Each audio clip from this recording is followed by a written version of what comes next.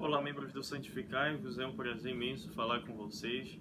Eu sou o seminarista Glauco Parente e estarei com vocês nessa segunda aula sobre os pecados capitais. Provavelmente você já deve ter assistido a primeira aula com o Frei Davi, então esta segunda é comigo sobre o pecado da inveja. Então pegue o seu material, a sua caneta, o seu caderno. Qualquer dúvida que você tenha, mande mensagem no direct do nosso perfil no Instagram. Então, vamos dar início à nossa segunda aula, ok? Bom, a inveja ela é uma tendência a entristecer-se pelo bem que o outro possui, seja bens temporais como carros, casas, roupas, bens morais como as virtudes e até mesmo os bens naturais como corpo, cor de olhos, cabelos, filhos e outros parentes. Então veja que esta tendência, a inveja, ela se dá em vários âmbitos da nossa realidade, certo? Pode manifestar-se contrária à moralidade, na alegria ao ver o outro em situação desconfortável ou na crítica a quem é muito elogiado, certo? Por vezes é confundido como ciúme, mas este segundo se caracteriza pelo amor excessivo por um bem que se tem e teme perder. Se perdido, converte-se em inveja. Então, é importante a gente analisar dentro do nosso contexto, da nossa realidade, como é que nós estamos nos comportando quanto a este pecado.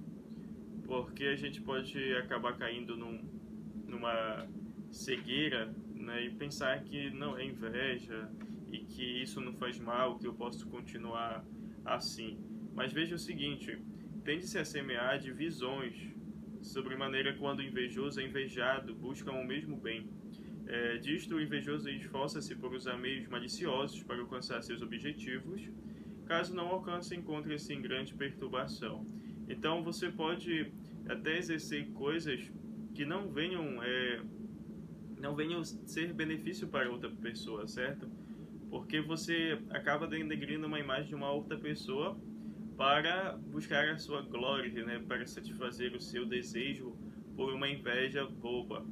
Então, a inveja, ela dissocia a nossa pessoa a algo ruim, certo? A levar o outro também a uma desgraça, certo? Então, é importante a gente ter esta consciência e buscar uma maturidade, buscar crescer, tirar este pecado e crescer na virtude que eu irei falar para vocês a seguir. Mas vamos lá. As filhas da inveja. Quais são? A companhia do material. Ocorridas no princípio da glória alheia. A murmuração, disfarçadamente se diminui o outro por atos ou palavras. Então você ataca uma pessoa, por exemplo, você tem uma pessoa no seu trabalho, né, que tem um maior, posso dizer assim, um maior olhar por outra pessoa e desenvolve melhor o seu trabalho, ok?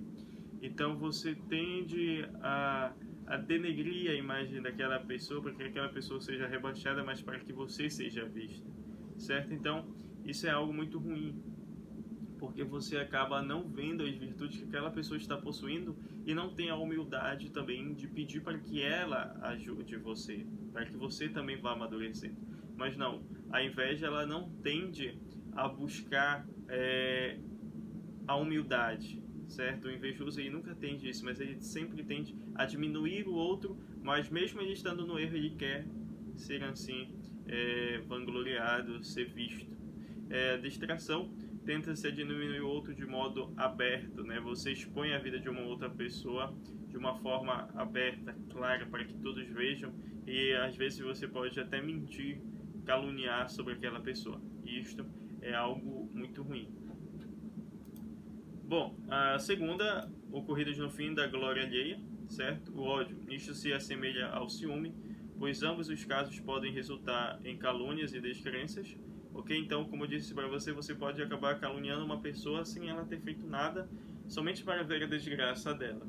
O segundo, a alegria pela adversidade, quando consegue diminuir ou ver diminuído o bem do outro, então você tende a diminuir todos aqueles feitos que aquela pessoa realizou, certo? Bom, de uma forma exemplar, com dignidade, você vai lá e tenta diminuir aquela pessoa. A aflição pela prosperidade entristece pelo bem alheio. Você sempre coloca-se culpado. O invejoso também ele tende muito a ser sentimentalista.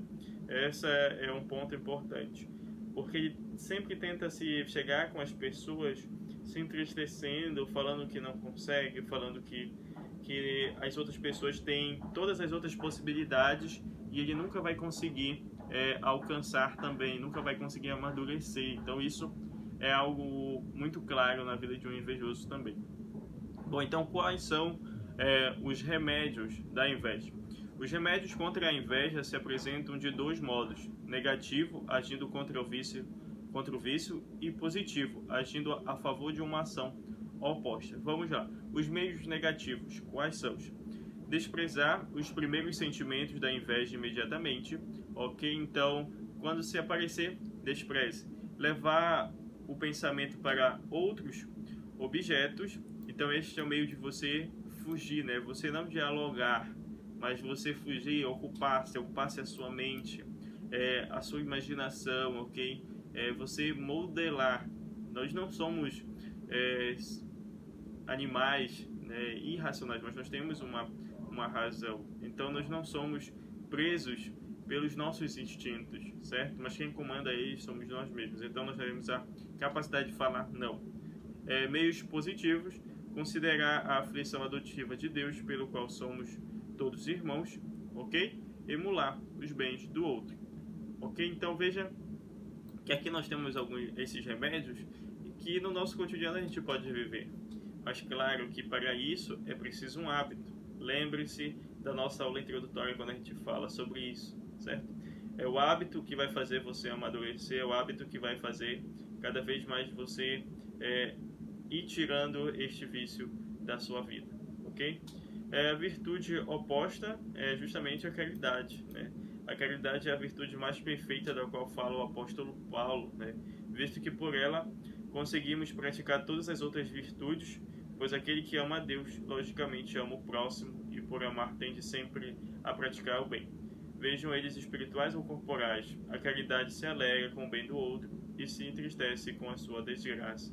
É isso que São Paulo vai dizer, né, sobre as virtudes teologais, né?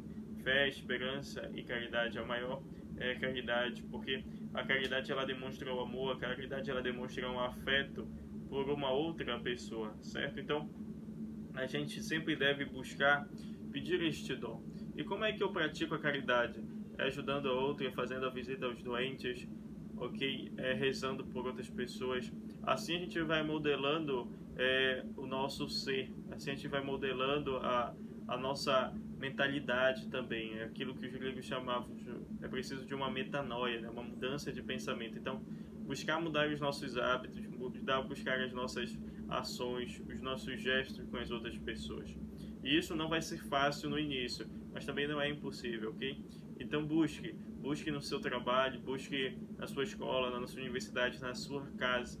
Sempre que você sentir isto, mude a sua direção, certo? O seu olhar. Busque fazer o bem, ok?